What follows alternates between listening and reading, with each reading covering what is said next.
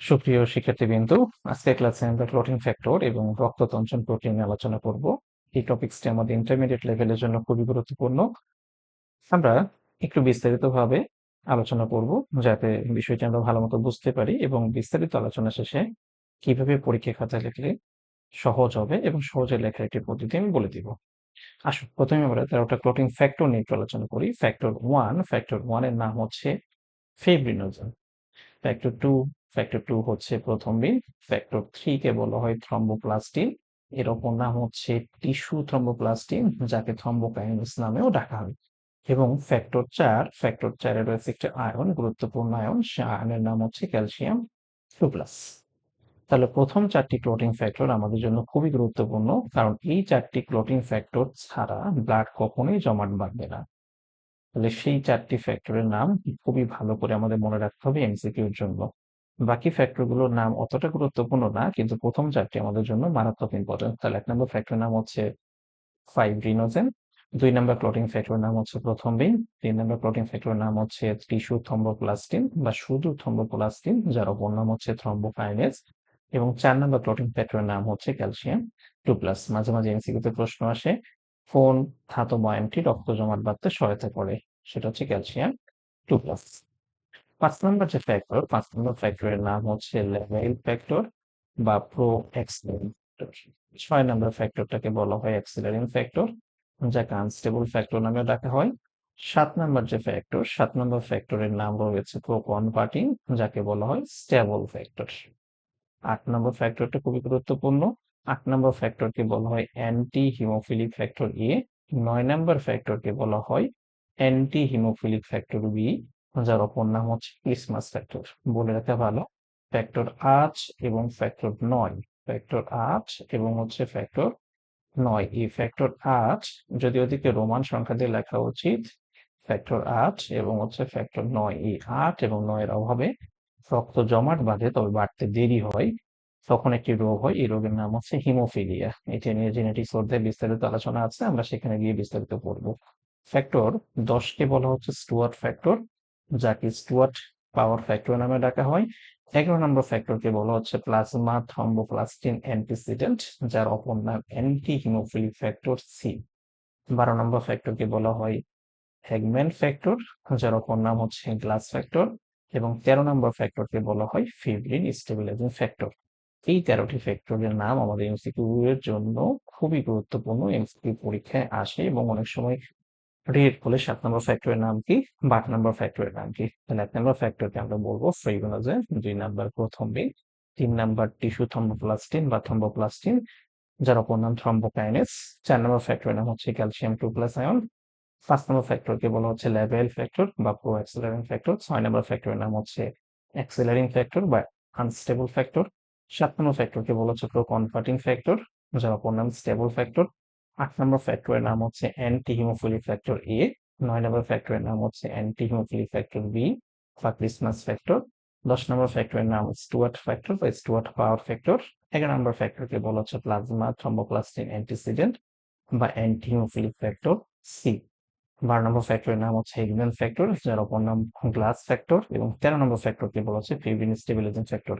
এর মধ্যে ফ্যাক্টর দুই যে ফ্যাক্টরের নাম হচ্ছে প্রথমবিন, এই ফ্যাক্টর তৈরির জন্য ভিটামিন কে অত্যাবশ্যকীয়। এই জন্য ফ্যাক্টর 2 কে বলা হয় vitamin K dependent protein factor. এটা ভিটামিন কে এর উপস্থিতিতে লিভারে তৈরি হয়। এবং ভিটামিন কে শুধুমাত্র 2 নাম্বার না, 2 number factor, 7 number factor, 9 number factor এবং 10 নাম্বার ফ্যাক্টর, এই 4টা ফ্যাক্টর 2, 7 এবং 9 এবং 10, এই 4টা ফ্যাক্টরকে বলা হয় vitamin K dependent protein factor. কারণ এই 4টা ফ্যাক্টর তৈরি বা সক্রিয়র জন্য ভিটামিন কে এর একটি গুরুত্বপূর্ণ ভূমিকা রয়েছে। ফ্যাক্টর 8 এর অভাবে যে রোগটা হয় তার নাম হচ্ছে হিমোফিলিয়া। হিমোফিলিয়া হলে রক্ত সাধারণত জমাট বাঁধতে দেরি হয়। ফ্যাক্টর 8 এর অভাবে যে হিমোফিলিয়া হয় সেটাকে বলা হয় ক্লাসিক্যাল হিমোফিলিয়া বা হিমোফিলিয়া 8। এবং ফ্যাক্টর 9 এর প্রভাবে যে হিমোফিলিয়া হয় সেই হিমোফিলিয়াকে বলা হয় ক্রিসমাস ডিজিজ। এখন এই যে 13টা ফ্যাক্টর, এই 13টা ফ্যাক্টরকে আমরা সিরিয়ালি কিভাবে মনে রাখতে পারি? সিরিয়ালি খুব সহজে আমরা মনে রাখতে পারি একটি ছড়ার মাধ্যমে। ছড়াটা হচ্ছে ফুল পরে, টুপ করে, লস হবে 1 করে সাথী আন্টি হেসে ফেলে। যে একবার রিডিং পড়লে আশা করি আত্মস্থ হয়ে যাবে। ফুল পরে টুপ পরে লস হবে 1 করে সাথী আন্টি হেসে ফেলে। আরেকবার ফুল পরিয়ে টুপ পরে লস হবে 1 করে সাথী আন্টি হেসে ফেলে। ফুল ফুলতে মনে রাখবো ফিব্রিনোজেন। তাহলে ফুলতে কি? ফুলতে হচ্ছে ফিব্রিনোজেন। পরের পতে মনে রাখবো প্রথম দিন। পতে কি? পতে হচ্ছে প্রথম দিন। তাহলে ফুলতে মনে রাখবো ফিব্রিনোজেন। পরেতে মনে রাখবো কি? পরেতে মনে রাখবো হচ্ছে প্রথম দিন। টুপ টুপে ট দিয়ে মনে রাখবো 3 নম্বর ফ্যাক্টর টিস্যু থ্রম্বোপ্লাস্টিন। পরেতে মনে রাখবো ক্যালসিয়াম 2+1। তাহলে খুব সহজে 4টি মনে রাখবে। ফুল পরে টুপ পরে। ফুলতে কি? ফুলতে হচ্ছে ফিব্রিনোজেন। পরেতে কি? পরেতে হচ্ছে প্রথম দিন। টুপ টুপতে মনে রাখবো টিস্যু থ্রম্বোপ্লাস্টিন।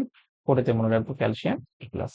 এরপরে লও সবে 1 করে। লওতে মনে রাখবো লেবেল ফ্যাক্টর, সরি ফ্যাক্টর 5 কে বলা হয় লেবেল ফ্যাক্টর। এখন এই যে 5 নম্বর ফ্যাক্টর, 5 নম্বর ফ্যাক্টরের নাম হচ্ছে লেবেল ফ্যাক্টর, যার অপর নাম হচ্ছে প্রোঅ্যাক্সিলারেন্ট ফ্যাক্টর। এই যে 13টা ক্লোটিং ফ্যাক্টর, এই 13টা ক্লোটিং ফ্যাক্টর মানুষের রক্তে থাকে, কিন্তু এই রক্তে এই 13টা ক্লোটিং ফ্যাক্টর থাকে ইনঅ্যাক্টিভেট অবস্থায়, অর্থাৎ এগুলো নিষ্ক্রিয় অবস্থায় থাকে। ইনঅ্যাক্টিভেট নিষ্ক্রিয় অবস্থায় থাকে। কোনো ফ্যাক্টরই রক্তরসের ভেতরে সাধারণত সক্রিয় অবস্থায় থাকে না। ফ্যাক্টর 5 এর নাম হচ্ছে লেভেল ফ্যাক্টর, যার অপর নাম প্রোঅ্যাক্সিলারেন্ট ফ্যাক্টর। এই প্রোঅ্যাক্সিলারেন্ট ফ্যাক্টর যখন সক্রিয় হয়, তখন এই সক্রিয় রূপকে বলা হয় ফ্যাক্টর 6 বা অ্যাক্সিলারেন্ট ফ্যাক্টর, যার অপর নাম আনস্টেবল ফ্যাক্টর। তাহলে প্রোঅ্যাক্সিলারেন্ট ফ্যাক্টর যখন সক্রিয় হচ্ছে, এই সক্রিয় ফ্যাক্টরের নাম হচ্ছে অ্যাক্সিলারেন্ট ফ্যাক্টর। আমরা জানি যখন রক্ত তঞ্চন হয়, রক্ত তঞ্চনের সময়ই ফ্যাক্টরগুলো কি হয়? একটি অপরটির সহযোগিতায় সক্রিয় হয়। তাহলে যেহেতু অ্যাক্সিডেন্ট সক্রিয় ফ্যাক্টর, এটি সাধারণ অবস্থায় আমাদের রক্তের ভেতরে থাকে না। এই জন্য মানবদেহে যে 6 নম্বর ফ্যাক্টর, এই 6 নম্বর ফ্যাক্টর সাধারণ অবস্থায় অনুপস্থিত। এটা এমসিকিউতে আসেন যে কত নম্বর ফ্যাক্টর রক্তের সাধারণ অবস্থায় উপস্থিত? 6 নম্বর ফ্যাক্টর। তাহলে 6 নম্বর ফ্যাক্টর স্বাভাবিক অবস্থায় মানুষের প্লাজমাতে থাকবে না। তাহলে আমরা সরাতে ছিলাম ফুল পরে টু পরে লতে মনে রেখেছিলাম কি লেবেল ফ্যাক্টর, যেটা 5 নম্বর ফ্যাক্টর। তাহলে 6 নম্বর ফ্যাক্টর নাই, সবে তবে 7 নম্বর ফ্যাক্টর। 7 নম্বর ফ্যাক্টরের নাম স্টেবল ফ্যাক্টর, যার অপর নাম হচ্ছে প্রো কনভার্টিং ফ্যাক্টর। 1 করে 1 তে মনে রাখবো অ্যান্টি হিমোফিলিক ফ্যাক্টর এ, অর্থাৎ 8 নম্বর ফ্যাক্টরের নাম হচ্ছে কি? অ্যান্টি হিমোফিলিক ফ্যাক্টর এ।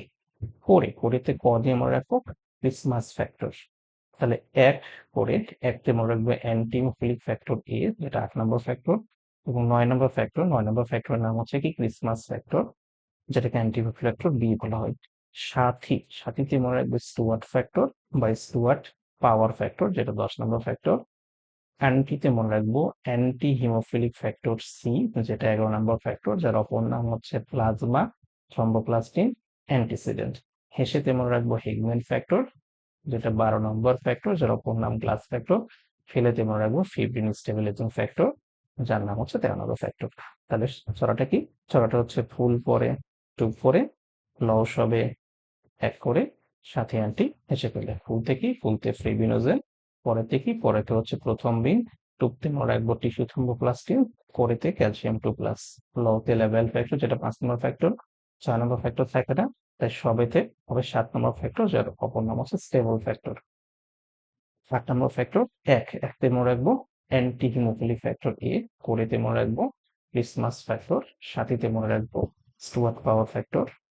অ্যান্টিতে মনে রাখবো অ্যান্টি হিমোফিলিক ফ্যাক্টর সি, যার অপর নাম প্লাজমা থ্রম্বোপ্লাস্টিন অ্যান্টিসিডেন্ট, বা অ্যান্টিতে আমরা অ্যান্টিসিডেন্টও মনে রাখতে পারি, প্লাজমা থ্রম্বোপ্লাস্টিন অ্যান্টিসিডেন্ট। 10 নম্বর। এরপরে 11 নম্বর ফ্যাক্টর অ্যান্টিসিডেন্ট তো চলে গেল। 12 নম্বর ফ্যাক্টরের নাম কি? হিগম্যান ফ্যাক্টর। 13 নম্বর ফ্যাক্টরটা হচ্ছে ফিব্রিন স্টেবিলাইজিং ফ্যাক্টর। তো হিমোফিলি হচ্ছে কত নম্বর ফ্যাক্টর হবে? হিমোফিলি হচ্ছে ফ্যাক্টর 8 এবং ফ্যাক্টর 9 এর অভাবে। ভিটামিন কে এর কোন ফ্যাক্টরের জন্য দায়ী? ভিটামিন কে মূলত দায়ী 2 নম্বর ফ্যাক্টরের জন্য। সাথে আমরা এক্সট্রা মনে রাখবো 7, 9 এবং 10। এই ফ্যাক্টরগুলো ভিটামিন কে এর উপস্থিতিতে তৈরি হয়। 6 নম্বর ফ্যাক্টর রক্তরসে সাধারণত থাকে না। 6 নম্বর ফ্যাক্টর রক্তরসে সাধারণত থাকে না, এবং সবগুলো ফ্যাক্টরি সাধারণত রক্তরসে ইনঅ্যাক্টিভেট বা নিষ্ক্রিয় অবস্থায় থাকে। যখন রক্ত তঞ্চন শুরু হয়, তখনই একটি একটি করে সক্রিয় হয়। ধন্যবাদ।